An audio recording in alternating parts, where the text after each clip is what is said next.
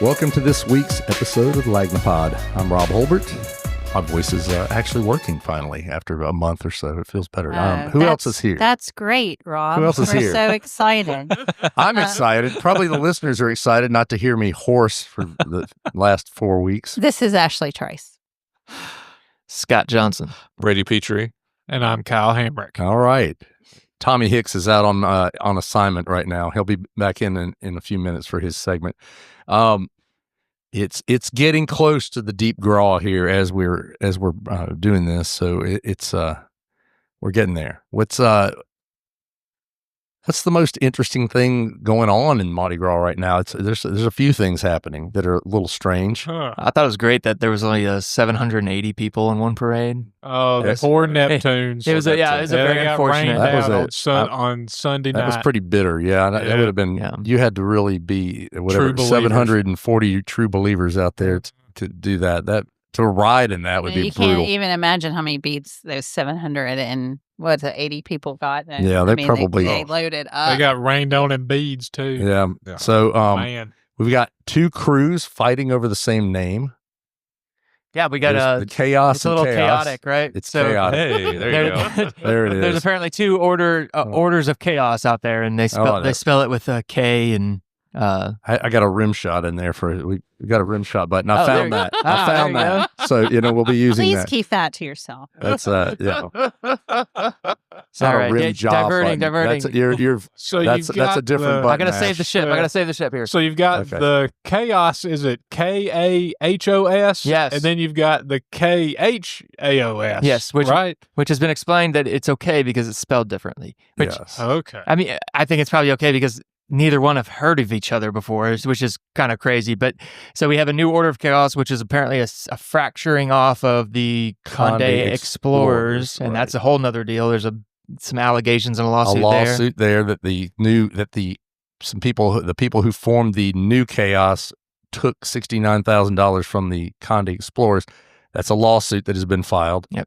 And then after you wrote that story, then the old chaos, K-H-O-A-S, K-A-H-O-S. K-A-A. The spellings are throwing me off a little bit. I but, can't believe you're not getting this down but yet. yeah, and then Kah-Khaos. they complained that the new chaos, the K-H-O Yeah, K-H-A-O-S. AOS had stolen their name. Yeah, they put out a statement basically calling on them to find something original to get off their turf. So the old one's been around since '92. They have, they've been incorporated for multiple years, and that this new, I'm assuming, in good faith assumption here, that the other crew just doesn't know the other one exists. I mean, the Order of Chaos, the old one, is a Joe Kane marching society. Yes. And, there's hundreds of those. There's lots of those guys, yeah. So easy to just get lumped together. You can't really keep track of any of them. One of the criticisms that the old order is making of the new one is that the placement of the A is completely wrong. Oh yeah, you didn't spell it right. And then plus, but I guess it's not even incorporated in Mobile. Theirs is incorporated out of Montgomery, which is a little odd there. So, but there's it's some funny to look on the outside and look how some of these kind of petty fights. But I mean, the names are important to these crews, and but I think it's appropriate that orders of chaos are getting into fights with each other. It's something. Yeah. It's definitely something. Let's talk a little bit about weird throws too. Ashley, you had a column about it this week. I did. There have been a lot of weird throws this year. Really cheeky. I like it. They're a little bit cheeky. Yes. Yeah, There's the Hawk Tua plush.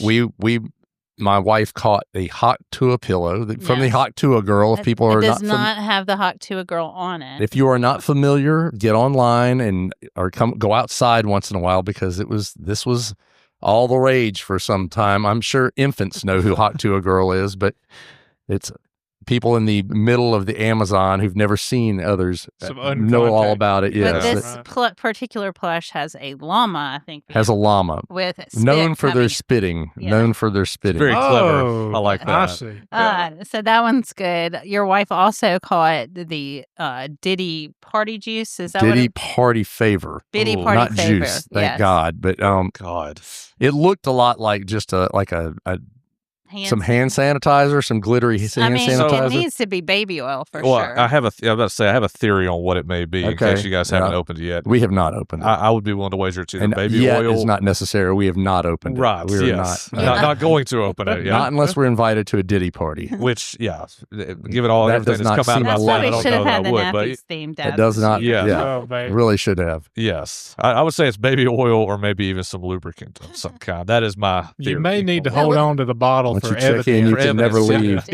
For some evidence in case the lawyers call. You may need to turn that in. Yes. That one's good. There was the Condi Cavalier horse squishing plush. They had featured a marshal that was trying to was a robust individual on top of a horse that looked to be horse in pain. Yeah. Yes, playing off of last year's controversy of overweight gentlemen riding horses. Yes. So that one's been a good one. And then the Bankhead Tunnel plush. Yes. They got a new one out. Yes. Yeah, I caught one last night. Seen more tops than Mardi Gras. Yeah. The more tops off. Removed more tops. Taking off more tops. Taking off more tops than Mardi Gras. Yes, that's a good one. There's it sure has though.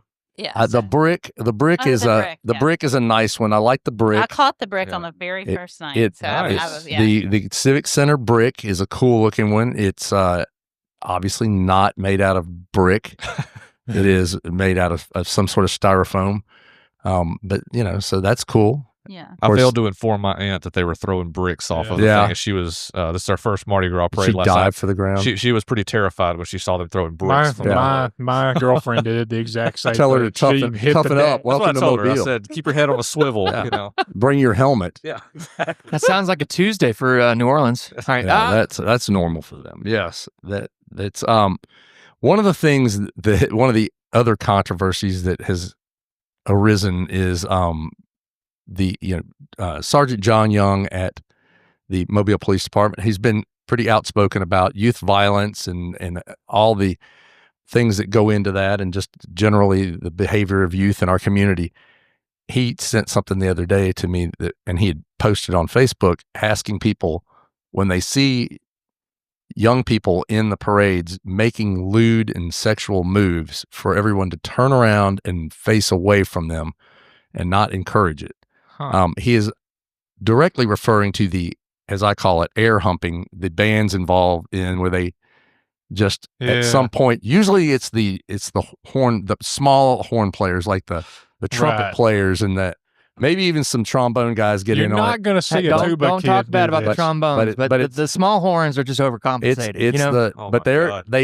They break down and they begin simulating sex. I mean, I think that's the easiest way to put it.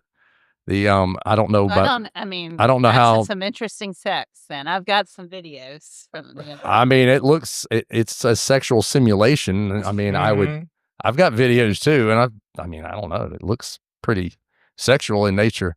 I did not see anybody turn around and face away from them though. Yeah, I've not seen that I heard yet. the crowd just roar in delight every time they do it. Yeah, it's a weird dynamic because it's definitely, I mean, it's a very clearly like lewd, but everyone's cheering it on. And it bothers me to think about what some instructor showing the proper technique and movement. This is a question I've had for years when this has become a thing is like, at what point does the band director say, all right, today's air humping day. Today we're going to learn how to do this, and to do it properly. 1, 2. All you trumpet players get over here, and the tuba guys don't ever get a chance to participate. Yeah, the drum line can't really do it either. You got to have the sousaphone. You got to have a little smaller horn, and I'm steering clear of this entire conversation. I don't know. It just strikes me as being. I mean, they've always done like dance. This is the worst I've seen it this year for sure. It started a couple years ago. Yeah, I mean, but this been going particular on. like humping the barricades, that's new. Humping the barricades is new this year. Yes, they were humping the barricades the other night. Terrified my stepdaughter, my 11-year-old. They came up right where all of our children were standing, and started humping the barricades. There was a lot of shock among the children. They were like, what in the world is this? I hope they start ticketing for humping the barricades. Like they do jumping the barricades. barricade jumping since 2014. I don't when it started.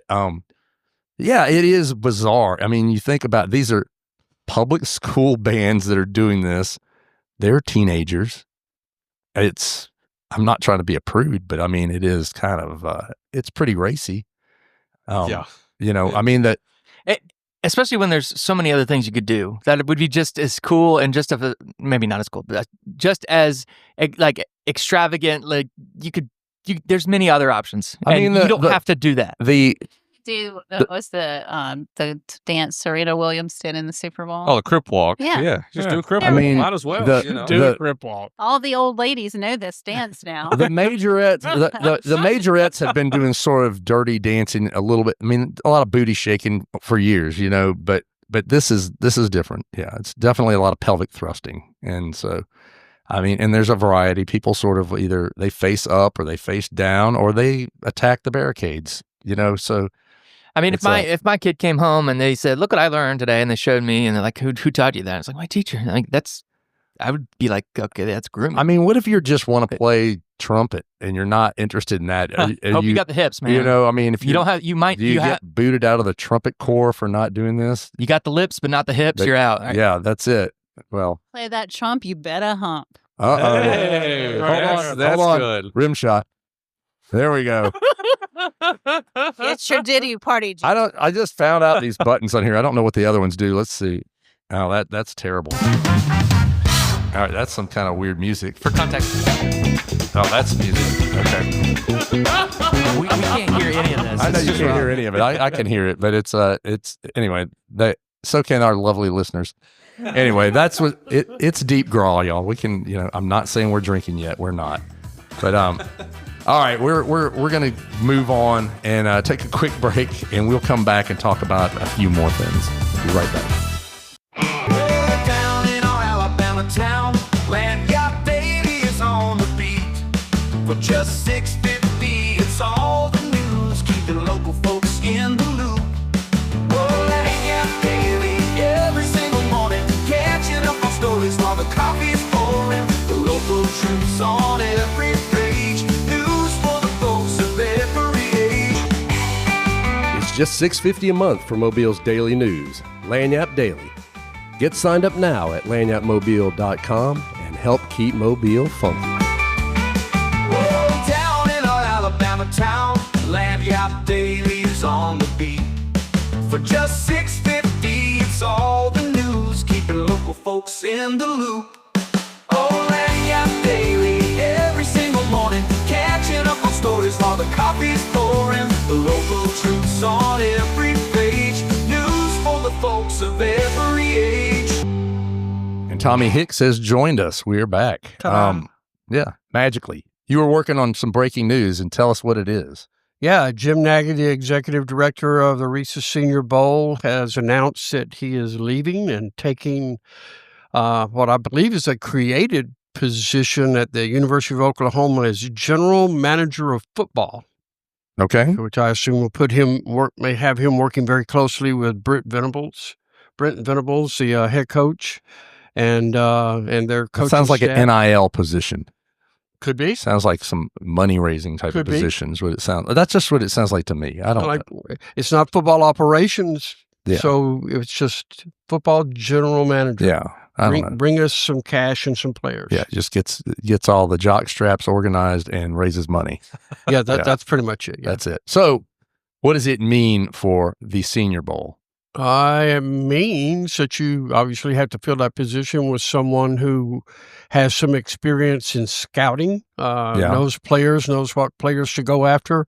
It'll be interesting to see which direction they take. Do they want a young guy coming in? They want somebody who's been a scout for 20-something years to come in and run the game and be in charge of all of that. I mean, that's the main purpose of the executive director, is to make sure that they get the right, the best players that you can bring in here to the game. So that's all about relationships with college coaches and with the players themselves. It's relationships with agents, especially these days with NIL and everything else. You've got to get, the players are already making a good chunk of money. They don't have to come here to try to up their, scale when they get to the pros. So it could be a complicated position, but I feel like just because of the reputation of the game, a lot of guys that are scouts now that have been scouts forever, they live on the road. Yeah. So finding a position where you would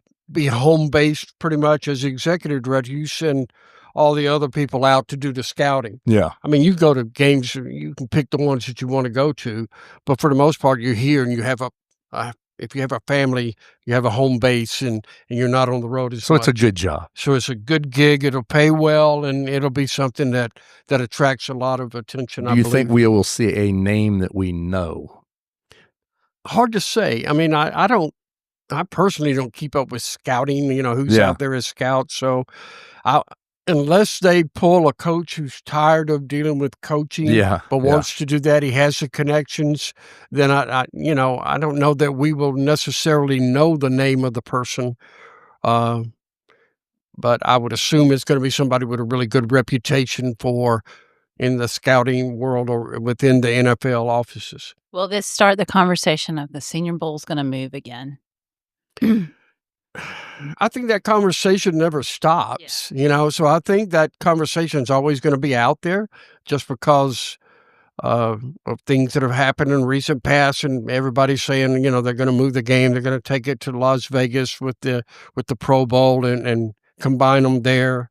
You've heard all these things. I know that obviously the local group that runs it wants to keep it here. Keep that game here. I mean, it's really important to a lot of people in this city that they hang their hat on being the home for that game. So I know they don't want it to leave, and most people don't. I mean, it's a great week. It brings a lot of attention not only to Mobile but to the surrounding areas and to football in general. It keeps it's a big deal for the city as far as economic impact and that sort of thing. So. It will be interesting, though. I mean, I would say, one thing from my standpoint, at least personally, just in the Jim Nagy era, it was that it just seems like there was no interest at all from the Senior Bowl in talking to the local media or being involved in any way very much with what we do. So that just seemed like there was a kind of a wall built up there. There was for a little bit. Yeah. But after the previous year's game, there was a meeting. Yeah. Got a little bit better. And it got much better this year. So I think, there was a tendency to lean toward national media. Sure, and I get that. I understand that. I get that. But then we kind of get the local media kind of gets lost in the shuffle in that and go, hey, we're here every week. Yeah. When people aren't in town, we're here writing about your game. So I think it was just one of those things where we had to go, hey, we're here. And pay attention to us. How about us getting some access to this and that? And this year that changed. It definitely was a little different than it used to be. I'll say that. But that's good. Hopefully, maybe whoever replaces him will kind of know that coming out of the box a little bit more. I would think so. I would think they would recognize that. But it's going to be interesting to see how quickly they fill the position as well. How long do you keep that open? Because I'm imagining they're already receiving, now that the word is out, I think they're already getting resumes coming in or somebody's agent is calling. The fax machine is blowing up, right? Asking about the still position. A fax machine over there. And that sort of thing. Well, so that's a big deal. It'll be a big change. I don't know if it'll make it, as you said, it shouldn't make a difference in the game in terms of it leaving or doing anything crazy like that. But, no, maybe but you got to have the right guy in position that you're still with the East-West getting a little more attention from the NFL than it has in the past. It's going to be an important position to make sure you're still bringing in the best players you can bring into the game. Yeah. All right. Well, we've got a few other things going on in the sports world locally. Basketball is hot and heavy right now. High school. High schools are playing the state championship this week as we speak. This is Wednesday morning. McGill's boys team is playing in the semifinals of 6A. Later in the day, the Viger girls and the Viger boys both qualified, so they'll be playing their semifinal games in 5A. Tomorrow, Thursday, it will be Daphne girls in 7A, and Fairhope boys in 7A. St. Michael's 4A girls team made it, but they lost in the semis yesterday, so their season's over. So you win in the semis, obviously, you move on to the title game, maybe a state championship or two for the area. That's pretty exciting. And then South may be looking at getting into some rarefied air there, right? Yeah, I mean, they haven't been to the NCAA tournament in quite a while. Quite a while. And the last time it wasn't really pleasant because they played Butler. But anyway, they have a good chance. This is the last week of the regular season for the Sun Belt Conference. They have 2 games. They have tonight, Wednesday night. They are at Arkansas State. Arkansas State, yeah. Yeah, that's a big game for them. And then on Friday night, it's not Saturday. On Friday night, they play at home against Louisiana. They are currently tied for second with 2 other schools. There's 3 schools, Troy and it's escaping me. Troy and one other are tied for second. Texas State maybe, and then Arkansas State is in the lead. Is that correct? I think James Madison last night claimed a part of the Sun Belt title last night. So that's right. They're at the James top. Madison is in first, and then it's Texas State, South, and Troy are tied for second. Now, what the big deal is there, even if you don't finish first, if you finish second in the league, you get an first top 2 teams in the league get an automatic bye to the semifinals of the tournament. Okay. That league tournament, that means you only have to win 2 games and you're in the NCAAs because the Sun Belt gives its automatic berth to its tournament champion. Gotcha. So, whatever happens this week, you still got a shot to get in the tournament. But if you win both of your games, by the tiebreakers, it figures that South is going to finish second.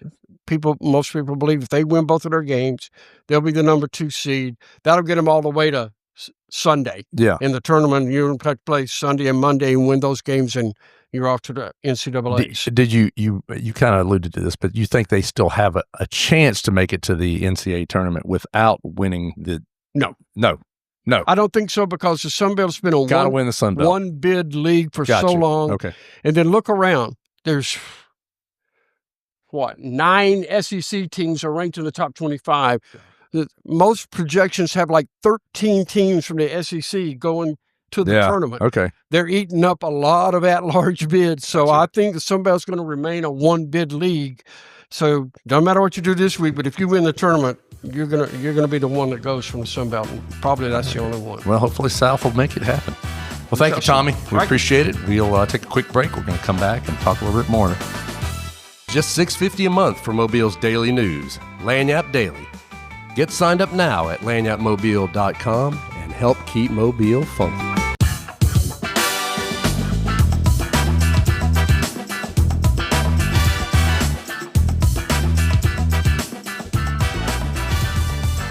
We are back. And Kyle, you have some breaking news in the Jack the Ripper case. That's right. There is a Mobile Believe woman. it or not, there is breaking news in a 130 years later. I was about to say it's the first time those words have been uttered in a while. Breaking news. The Mobile woman who may have married a Jack the Ripper suspect. She did marry a Jack the Ripper suspect. Yeah, did marry a man who is a Jack the Ripper suspect. Her case, her murder conviction could be cleared very soon. Because the Ripper files have decided that she did not poison. So yes. She was convicted of poisoning this guy with arsenic. With arsenic. In 1889. Right. So in England.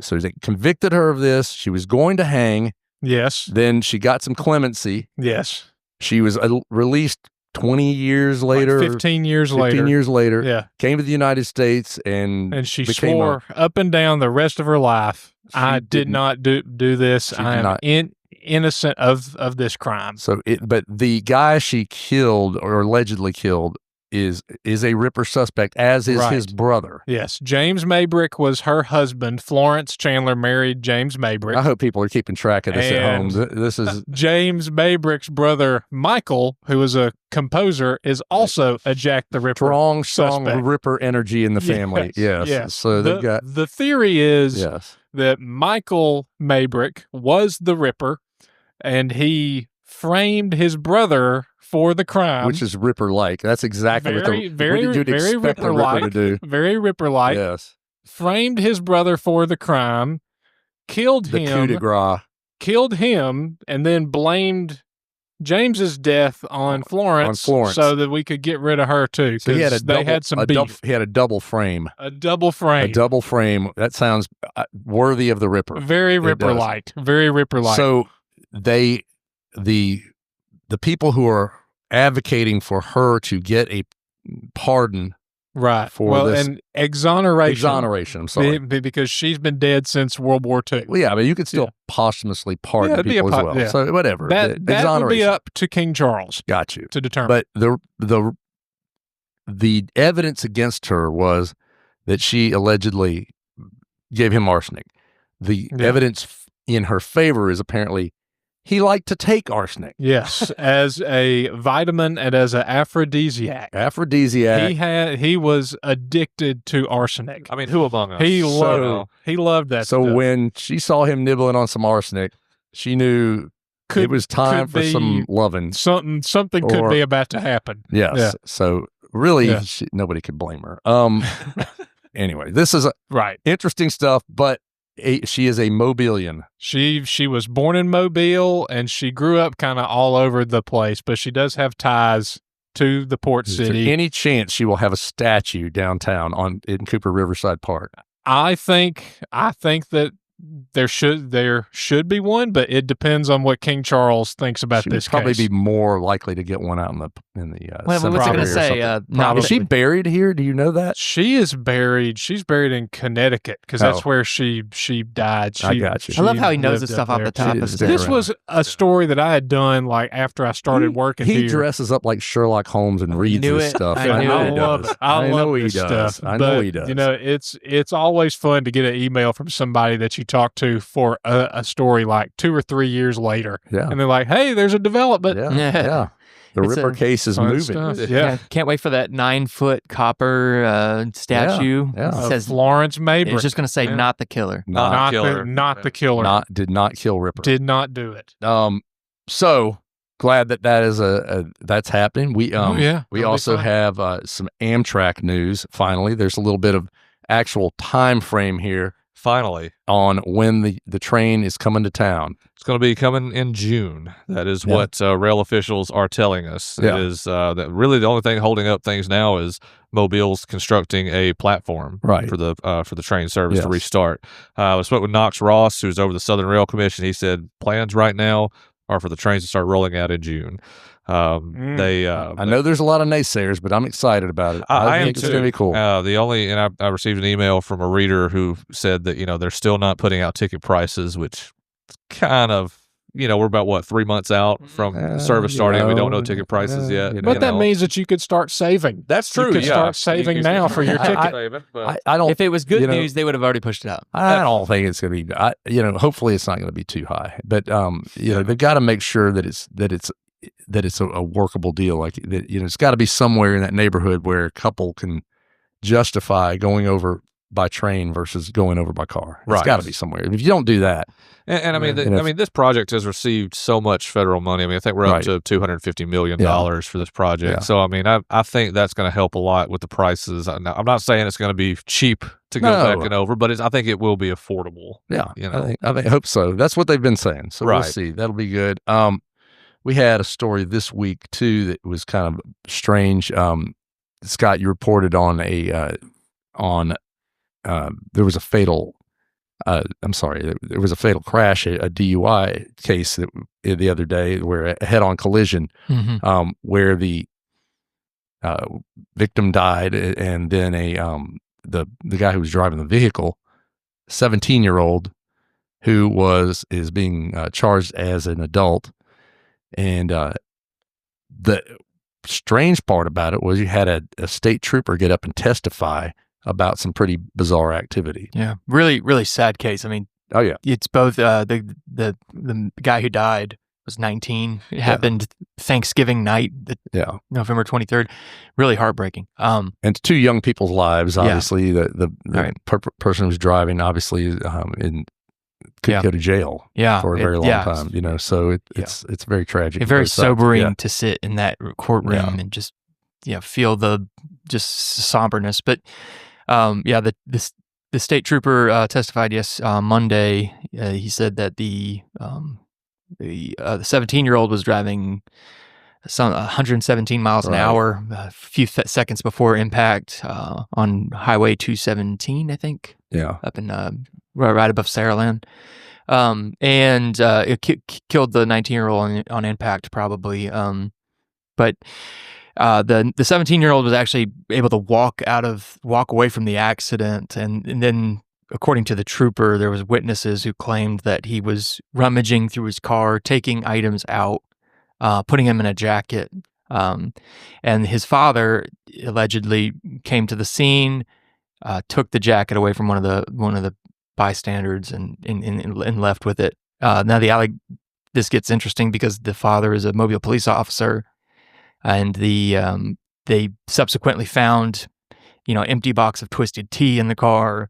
They found an unopened, which is an alcoholic beverage. Yes, thank you. And they found an unopened bottle of vodka.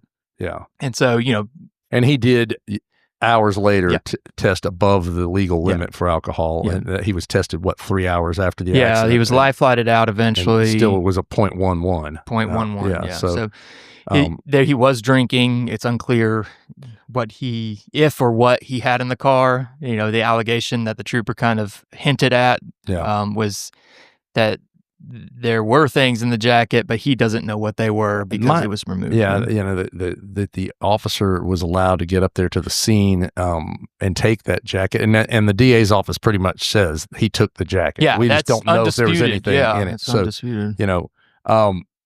But the officer is still at work at the at Mobile Police Department. Yeah, we had an interesting part of it from a journalism standpoint because there is a state law that was passed back in 2021 that says you cannot name anybody under the age of 18. Which I maintain is a unconstitutional prior restraint.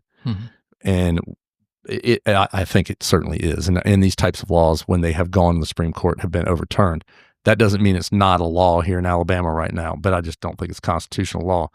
But we ended up getting into that because you name the father, and that basically identifies the kid. But he's also been charged as an adult. We've made the decision to put his name in the paper. Yeah, you could. I walked into open court and they were using his name freely. Right, and so that if the law is actually what people claimed it is very unusual. There was a lot of pushback from that, but there was a change in the law this past year that basically says after a preliminary hearing, if the name is out, then that it is permissible to use. So we were not in any hot water in that area anyway, but it was just kind of a weird moment. But I still maintain that's an illegal law. Yeah, and even if it did apply to us, I don't see how it would hold up at all. I don't think it would, but you never know in this day and age. I don't really want to go spend my time in court, but I still think it's unconstitutional law.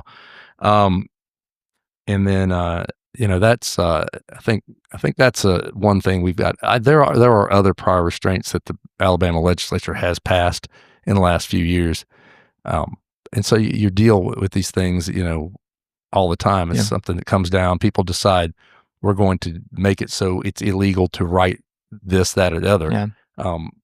Unless it is something from a federal level, unless it is something that is national security wise, the government can't tell you what to write. Yeah. And correct me if I'm wrong, prior restraint is criminalizing the actual act of saying or printing. Yes. Yeah. Yes. You can be held liable for what it results in you saying or printing, but in terms of, that's what prior restraint well, is. that's that was a discussion I had with a lawyer yesterday. He said, well, they didn't keep you from printing it, so it's not prior restraint. I'm like, that's not how it really works. It's prior restraint. There's not a government officer standing in every newsroom in America slapping the keyboard out of your hand if you're about to write something. Prior restraint is the threat of illegal behavior, or getting in trouble legally for it. So that's the restraint, and it's at the federal level, folks who might be familiar with the case, the Pentagon Papers case, is really what set the bar on this, and that was involving like government, confidential government information that was published, and the government really was trying to keep the New York Times and Washington Post from publishing it, and ended up they ended up both publishing it. The Washington Post led the way with it. There was a movie called The Post, all about it. But so this is established federal law, but that doesn't mean that some yahoos up on Goat Hill won't pass something that doesn't really work with that. And even when you read the law, it's pretty clear that it's speaking to law enforcement agencies and juvenile court officers. Yeah, they have a duty to keep those things. Which understand secret if it is involving juveniles. We don't have that same duty. I mean, typically newspapers, as a courtesy, as a policy, don't publish the name of minors involved in things where they're charged as a minor. Mm-hmm. Now, I mean, a 16-year-old goes down and shoots 14 people downtown and is charged as an adult. I bet his name's going to be in the paper, and that's how it is. But anyway, that's all we got for this week, folks. So enjoy the Mardi Gras. Get out there, have fun. Don't get arrested. We'll be back next week. We're actually going to take a break next week. We're going to take a little Mardi Gras break. So check us in 2 weeks. We'll be back. Bye. The Lagniappe is a Something Extra publishing production. Executive producers are Rob Holbert and Ashley Trice. Music is by Some Pulse Sounds and Electro Animals. Only subscribers like you have access to this podcast. Tell your friends they can sign up at my.lagniappemobile.com. For advertising opportunities, please call 251-450-4466.